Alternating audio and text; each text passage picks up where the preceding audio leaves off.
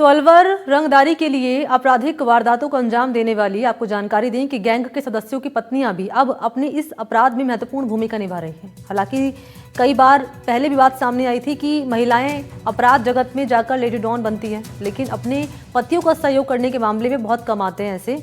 ऐसे एक मामला सामने आया है कोटपुतली बहरोड से, जहां गैंगस्टर कौशल की पत्नी ने 8 सितंबर 2024 को एक्सटॉर्शन के लिए की गई फायरिंग की वारदात में महत्वपूर्ण भूमिका निभाई है।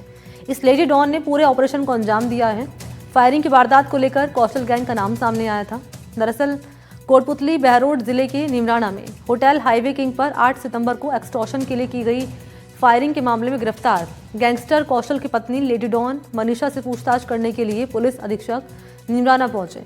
रिमांड पर चल रही गैंगस्टर कौशल की पत्नी मनीषा चौधरी से पूछताछ हुई है। पुलिस ने मनीषा को हरियाणा भोंडसी जेल से प्रोडक्शन वारंट पर गिरफ्तार किया है।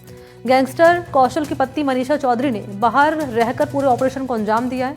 2 शार्प शूटर की गिरफ्तारी के संबंध में पुलिस बता रही है कि 6 पुलिस की टीम यहां पर गठित की गई है। 6 पुलिस टीम में गठित की गई है और जो विभिन्न राज्यों में रहकर आरोपियों की इनपुट तलाश रही है और शीघ्र इन्हें अब गिरफ्तार कर लिया जाएगा।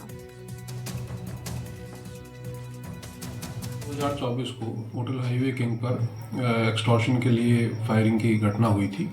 उसी क्रम में अनुसंधान करते हुए अभी तक 7 अभियुक्तों को गिरफ्तार किया जा चुका है। इसमें खास तौर पे जो सहयोगी थे, जो शेल्टर देने वाले थे या जो इस ऑपरेशंस को अंजाम देने में शामिल थे, ऐसे व्यक्तियों को गिरफ्तार किया गया है। और अभी लास्ट 8वां अभियुक्त हमने मनीषा, जो मुख्य अभियुक्त कौशल कुमार की पत्नी है, उसको गिरफ्तार किया है, जो बाहर रह करके पूरे इस ऑपरेशंस को अंजाम दे रही थी और इसमें सहयोग कर रही थी। अभी पुलिस रिमांड लिया गया है अभियुक्त का और पूछताछ जारी है, अनुसंधान जारी है।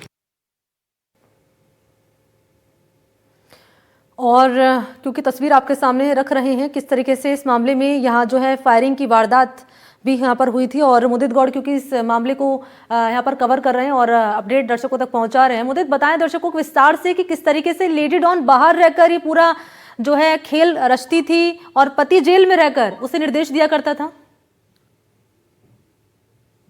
जी बिल्कुल, पूरा जो मामला है ये 8 सितंबर को नीमराना के हाईवे किंग होटल पर फायरिंग हुई। करीब 30 राउंड फायरिंग वहां पर किए गए। सुबह करीब 6 बजे, जब वहां पर कोई लोग नहीं थे, केवल स्टाफ था, तो वहां पर ये फायरिंग की गई और उसके बाद एक पर्ची थमा दी गई, 5 करोड़ की रंगदारी, अन्यथा अंजाम बुरे होंगे, कौशल गैंग के नाम से ये पर्ची थमाई गई थी। जिसके बाद पुलिस सक्रिय हुई और पुलिस ने तमाम वो लोगों को खंगाला जो उस टीम से जुड़े हुए थे या कहीं भी उन्होंने सहयोग किया था।